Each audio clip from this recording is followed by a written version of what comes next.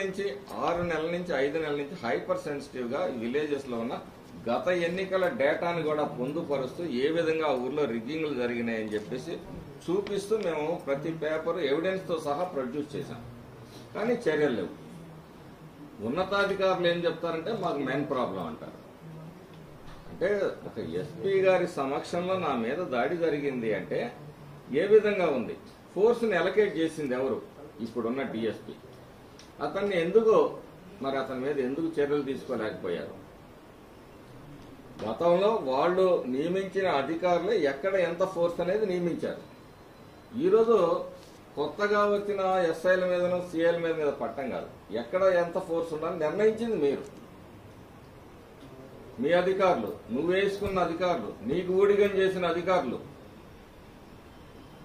నీ బర్త్డే కేకుల్లో, నీ క్యాన్వాయ్లో ముందు వెనక, నీ తమ్ముడికి కూడా అసలు తమ్ముడికి ఏం ప్రోటోకాల్ ఉందని పోలీసు వాళ్ళు ముందు వెనక పెట్టి తిప్పారు. ఈ పోలీసు అధికారులు సిగ్గుపడాల. ఈరోజు మాట్లాడుతూ ఉన్నారు. అన్నంటే ఎమ్మెల్యే సెక్యూరిటీ కోసం, తమ్ముడికి గన్మెన్లు, తమ్ముడు వెళ్తుంటే police CI van, SI van. ఏంటి అసలు ఇది ప్రజాస్వామ్య? ఈ అధికారులే వెనకొచ్చి వేసుకొని మాట్లాడుతున్నారు. ఈ అధికారులు ఎవరికి ఊడిగం చేశారు? మాచర్ల నియోజకవర్గంలో కేవలం మార్చింది ముగ్గురిని ఎన్నికల కమిషన్ వచ్చిన తర్వాత. మిగతా వాళ్ళందరూ కూడా నువ్వు నియమించుకున్నోళ్ళు, నీకు ఊడిగం చేసిన వాళ్ళు. ఒక ఎస్సీఐ కారంపూడిలో ఒక టీ స్టాల్ దగ్గరికి వెళ్ళి పిస్టల్ తీసి బెదిరిస్తే ఆ విషయాన్ని ఎలక్షన్ కమిషన్ దృష్టిలో ఉండి వాళ్ళు ట్రాన్స్ఫర్ చేస్తే అతని కులం గురించి తీస్తాడు. మాట్లాడితే కులం. ఈ కులాల కంపుతో ఈ రాష్ట్రాన్ని ఏం చేద్దాం అనుకుంటున్నారు? చాలలేదా? హైదరాబాదులో మత కల్లోలో ఆ రోజు జనార్దన్ రెడ్డిని దింపడానికి చేసిన అల్లర్లు చాలలేదా? ఈ రాష్ట్రాన్ని రావణ కాష్టం చేద్దాం అనుకుంటున్నారా? రాయలసీమ నుంచి ఈరోజు కోస్తా ఆంధ్రప్రదేశ్ వరకు నీ అరాచకాలు, దాడులు, ఎప్పుడన్నా ప్రశాంతంగా ఉండే గోదావరి జిల్లాలు సైతం ఈరోజు రాష్ట్రంలో మరి బగ్గుమనే పరిస్థితి. దీనికి కారణం ఎవరు? ప్రజలు గమనించాలి. ఏ కులాన్ని ఉద్ధరించలేదు ఈ వైసీపీ పార్టీ. ఈ యువజన శ్రామిక రైతు పార్టీ అని చెప్పుకున్న యువతకేం చేశావు? శ్రామికులకేం చేశావు? రైతులకేం చేశావు? ఉద్యోగస్తులకేం చేశావు? అందరికీ అన్యాయం చేశావు, అందరికీ ద్రోహం చేశావు. నా ఎస్సీలు, నా ఎస్టీలు, నా బీసీలు, ఏ ఎస్సీకి, ఏ ఎస్టీకి, ఏ బీసీకి, ఏ మైనార్టీకి నువ్వు న్యాయం చేశావు. వాళ్లకున్న పథకాలన్నీ ఉడబీకి ఇవాళ మళ్ళీ ఇంకోసారి కులాలు మాట్లాడతారా? సిగ్గుందా మీకు అసలు? ఈ సిట్టు విచారణలో ఉన్నటువంటి అధికారులు మొత్తం ఏసీబీకి చెందినవాడు. మీరంతా గతంలో ఈ టీడీపీ నేతలు కానీ కార్యకర్తలు కానీ టార్గెట్ చేసి చిత్తచూరుకు సిట్టుతో చంద్రబాబు వాళ్ళని కూడా అరెస్ట్ చేసి చాలా తీవ్ర ఇబ్బందులు పెట్టారు. ఇలా వీళ్ళని ఎందుకు పెట్టారు? దీంట్లో రిటైర్డ్ జడ్జెస్ కానీ వీళ్ళెవరిని ఎందుకు పెట్టలేదు? అదే నేను అడుగుతుంది. దీని మీద ఉన్నటువంటి వీళ్ళందరినీ నియమించింది ఎవరు? దీంతో పాటు ఒకటి మీ ఎస్పీ నిన్న జరిగినటువంటి పోలీస్ రిక్రూట్మెంట్ లో గుంటూరు జిల్లాకు చెందిన ఒక సిఐ, అతన్ని స్పెషల్ బ్రాంచ్ సిఐగా ఇచ్చారు. అతను గతంలో కూడా ఒక మంత్రికి ఒక ప్రధాన అంచరుడి కంటే ఎక్కువగా ప్రవర్తించాడు. అతన్నే ఇప్పుడు ఎస్బీసీఐగా నియమించారు. అంటే ఎక్కడ ఏం జరుగుతుంది? అసలు ఎన్నికల కమిషన్ కూడా తప్పుతో పట్టించే విధంగా ఉందా? ఏం జరుగుతుంది? ఈ మొత్తం కూడా చీఫ్ సెక్రటరీ కన్సర్నల్లో నడుస్తా ఉంది. ఈ రోజు కూడా అదే చీఫ్ సెక్రటరీ ఈ రోజు కూడా కంటిన్యూ అవుతా ఉన్నాడు. రాజేంద్రనాథ్ రెడ్డి గారు డీజీపీగా మారొచ్చేమో గానీ తర్వాత డీజీపీ అపాయింట్మెంట్ లో కూడా వీళ్ల హస్తమే కదా. ఈయన ప్రపోజ్ చేసిన వాళ్ళు, ఈయన పంపించిన ప్యానెల్లోనే కదా సెలెక్ట్ చేసింది. ఈ రోజు సిట్లో కూడా వాళ్ళు ఎవరినైతే పంపించారో వాళ్లే ఇది చేశారు. సిట్టు దర్యాప్తులో కూడా నాకు నమ్మకం కుదరట్లేదు. ఈరోజు ఎమ్మెల్యే ఇంట్లో ఆయుధాలు పట్టుబడ్డాయి, దాని మీద ఏముంది? యాక్షన్ లేదు. ఎమ్మెల్యే పారిపోయాడు. ఏమి మీరు పట్టుకోలేరా ఎమ్మెల్యేని? ఎందుకు పట్టుకోలేకపోయారు?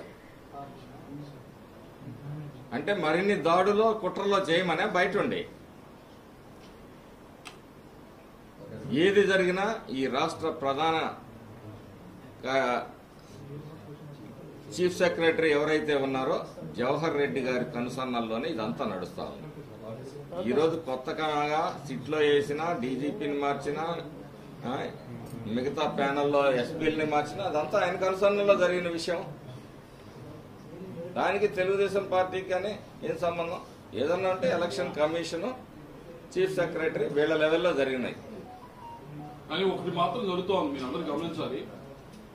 ఈ ఎలక్షన్ కమిషన్ ని వీళ్ళందరినీ కూడా డిఫెన్స్ లో నెట్టడానికి అన్ని ప్రయత్నాలు కూడా చేస్తా ఉన్నారు.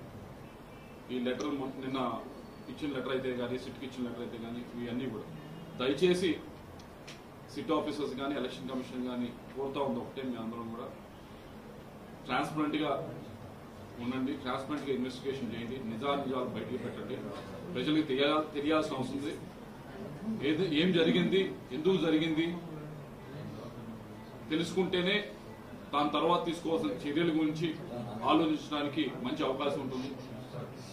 కానీ ఎవరో ప్రెషర్ చేస్తున్నారని, ఎవరో ఫోర్స్ చేస్తా ఉన్నారని చెప్పి ఈ ఆఫీసర్స్ అందరినీ కూడా ఏదో విధంగా డిఫెన్స్ లో నెట్టడానికి ప్రయత్నిస్తే మాత్రం దయచేసి ఈ సిట్ కానీ ఇంక వేరే ఎవరు వేసినా కానీ, ఇన్వెస్టిగేషన్ చేసినా కానీ నిజాలు బయటికి రావు. దయచేసి ఆఫీసర్స్ ని కోరేది ఒకటి, మా కాన్ఫిడెన్స్ ఇప్పటికి కూడా పెట్టేదానికి మా కాన్ఫిడెన్స్ ఉంచేదానికి మేము అన్ని ప్రయత్నాలు చేస్తా ఉన్నాం వాళ్ళ మీద.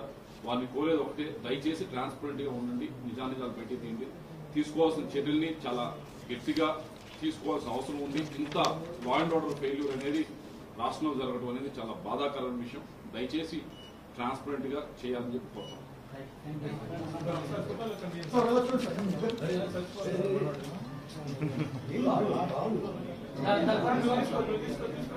ఏంటి గౌతమ్ ఎలక్షన్ రోజు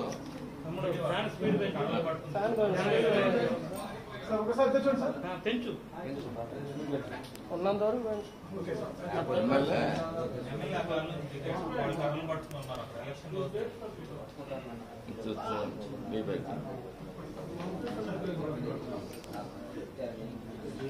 ఇది ఎమ్మెల్యే బండి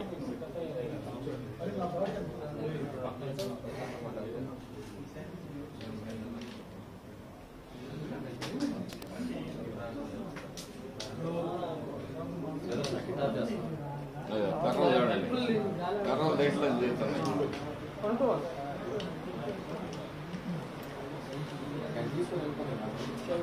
ఎమ్మెల్యే ఇప్పుడు ఎమ్మెల్యే దిగుతాడు, పక్కనేమో వెహికల్స్ కర్రలు రాడ్లు దిగుతున్నాయి. ఇప్పుడు ఎమ్మెల్యే అదే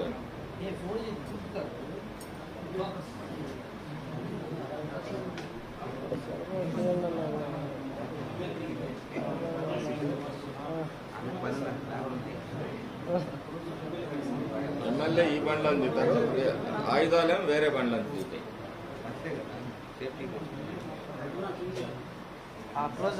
అన్న